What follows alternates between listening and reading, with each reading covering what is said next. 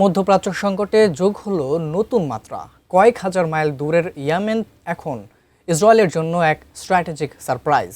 Ballistic missile দিয়ে সরাসরি Israeli ভূখণ্ডে আঘাত হানছে হুতি বিদ্রোহীরা। হুতিদের এই সক্রিয়তা কি নেতানিয়াহু সরকারের জন্য নতুন কোনো ফাঁদ? বিস্তারিত জানাচ্ছেন সঞ্জিদা সিলভিয়া। গাজা আর লেবানন সীমান্ত সামলাতেই যখন হিমশিম খাচ্ছে তেল আবিব, ঠিক তখনই লোহিত সাগরের ওপার থেকে এলো নতুন এক বিপদ।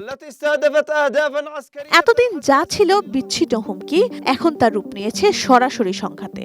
সামরিক বিশ্লেষকদের মতে হুতিদের এই হামলা শুধু সামরিক নয়, বরং একটি মনস্তাত্ত্বিক যুদ্ধ।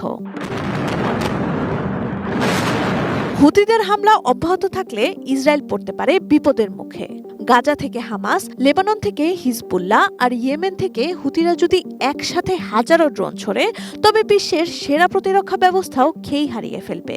ইরানের প্রতিটি মিসাইল ধ্বংস করতে ইসরায়েলকে খরচ করতে হচ্ছে লাখো ডলার, যা দীর্ঘমেয়াদে দেশটির সামরিক বাজেটকে পঙ্গু করে দিতে পারে।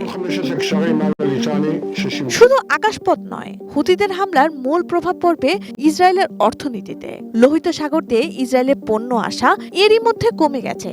হামলা নিয়মিত হলে এর প্রভাব হবে সুদূর প্রসারী। বর্তমানে সৌদি আরব হরমুজ প্রণালী এড়াতে ইয়েমেনের পাশ দিয়ে ইয়ানবো বন্দর দিয়ে এশিয়ার বাজারে প্রতিদিন প্রায় 40 লাখ ব্যারেল তেল পাঠাচ্ছে।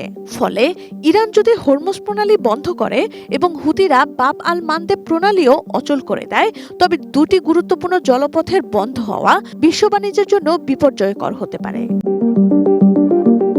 ইসরায়েল যদি হুতিদের উপর বড় ধরনের পাল্টা হামলা চালায়, তবে তা আঞ্চলিক যুদ্ধের ঝুঁকি বাড়াবে।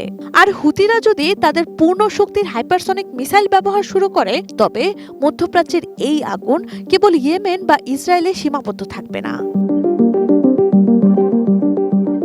এখন প্রশ্ন একটাই, তেল আবিব কি তৃতীয় এই ফ্রন্ট সামলাতে প্রস্তুত? উত্তরটা সময়ই বলে দেবে।